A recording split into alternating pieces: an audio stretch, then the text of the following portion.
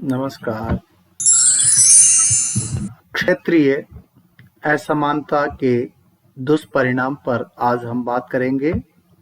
यह बीए पाठ द्वितीय का द्वितीय प्रश्न पत्र भारतीय समाज मुद्दे तथा समस्याएं उसमें है। इससे पूर्व हमने क्षेत्रीय असमानता के संबंध में कुछ तथ्य प्रस्तुत किए थे।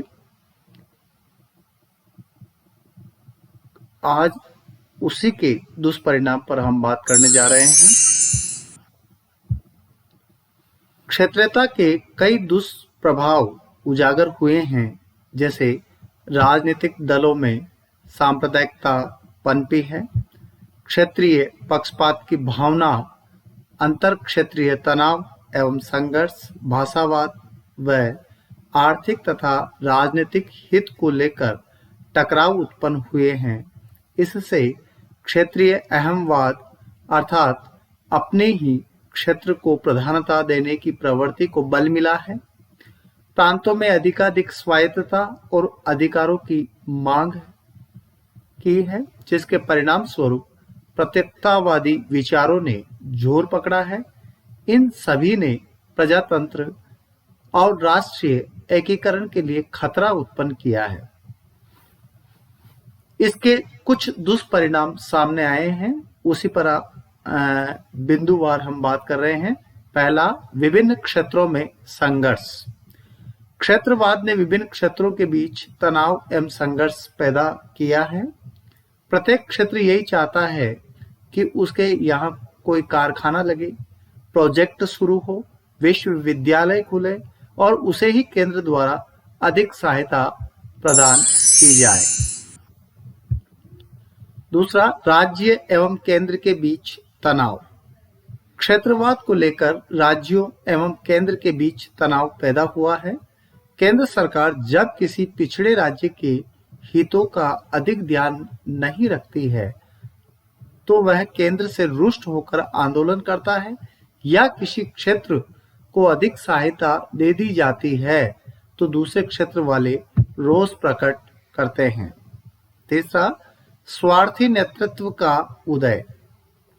क्षेत्रवाद की भावना का स्वार्थी राजनेता शोषण करते हैं। जब उनके पास और कोई हथियार नहीं होता है, तो वे क्षेत्रीय हितों की दुहाई देकर लोगों की भावनाओं को भड़काते तथा सस्ती लोकप्रियता प्राप्त करने का प्रयत्न करते हैं। ऐसे ही लोग सच्चे रूप में राष्ट्र विरोधी होते हैं।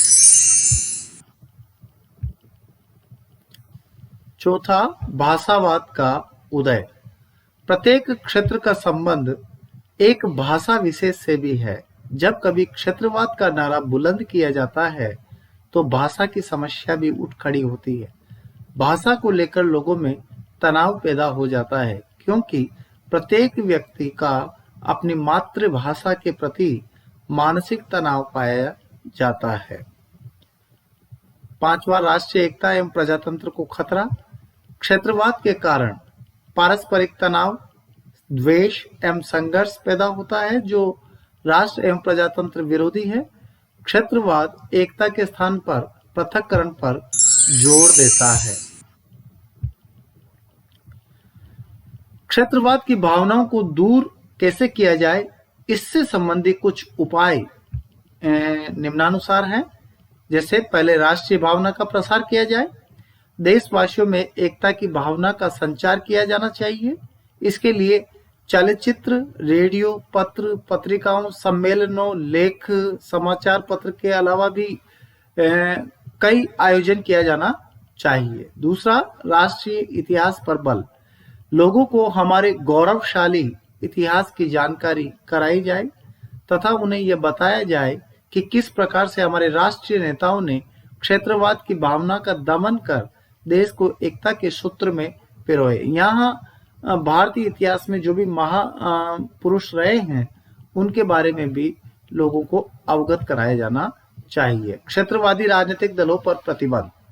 ऐसे राजनीतिक दल जो क्षेत्रवाद के आधार पर बने हुए हैं एवं क्षेत्रीयता को भड़काते हैं, ऐसे दलों को समाप्त कर देना चाहिए तथा उनके निर्माण पर रोक लगा देनी चाहिए। यातायात के साधनों का प्रसार, नवीन यातायात के साधनों का अधिकाधिक प्रसार एवं विस्तार किया जाना चाहिए, जिससे लोगों की गतिशीलता बढ़ेगी और विभिन्न क्षेत्रों के लोग जब परस्पर मिलेंगे जुलेंगे तो उनकी संकीर्ण क्षेत्रवाद की भावना भी दूर होगी। शिक्षण संस्थाओं में क्षेत्रीय आधार पर चयन रोका जाए। आजकल प्रत्येक शिक्षण संस्था एवं विश्वविद्यालयों में छात्रों को प्रवेश देने से पूर्व यह देखा जाता है कि वह किस क्षेत्र का है। इस प्रवृत्ति को समाप्त किया जाना चाहिए तथा सभी क्षेत्रों के लोगों को समान रूप से शिक्षा की सुविधा प्रदान की जानी चाहिए। राष्ट्रभाषा का प्रसार किया जाए। सारे देश में हिंदी का प्रसार किया जाए। जब तक सभी क्षेत्र के लोग इसे सहर्ष से स्वीकार नहीं कर लेते, उन पर हिंदी थोपी नहीं जाए। साथ ही क्षेत्रीय भाषाओं को भी महत्व दिया जाना चाहिए। आर्थिक असंतुलन को समाप्त किया जाए। क्षेत्रवाद को बढ़ावा देने के लिए विभिन्न क्षेत्रों में व्याप्त आर्थिक विषमता भी उत्तरदायी है, अतः यह विषमता दूर होनी चाहिए। केंद्र व राज्यों के बीच मधुर संबंध होने चाहिए। केंद्रीय मंत्रिमंडल में सभी प्रांतों का उचित प्रतिनिधित्व होना चाहिए। सांस्कृतिक एकीकरण को बढ़ावा दिया जाना चाहिए और दबाव की राजनीति से शक्तिपूर्वक निपटा जाना चाहिए। जो लोग आत्मदाह, त्याग पत्र, हड़ताल एवं आंदोलन करने की धमकी देते हैं एवं अपने क्षेत्र की उचित व अनुचित मांगों को मनवाने के लिए दबाव डालते हैं, उनके प्रति कठोर कानूनी कार्यवाही की जानी चाहिए। सारांश रूप में यदि हम कहें तो क्षेत्रवाद की भावना एक ऐसा कुष्ठ रोग है जो राष्ट्र की सुंदर छवि को बिगाड़ देता है।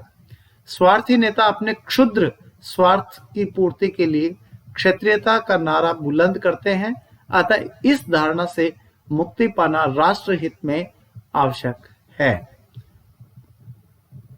आज तक बस इतना ही। बहुत बहुत धन्यवाद।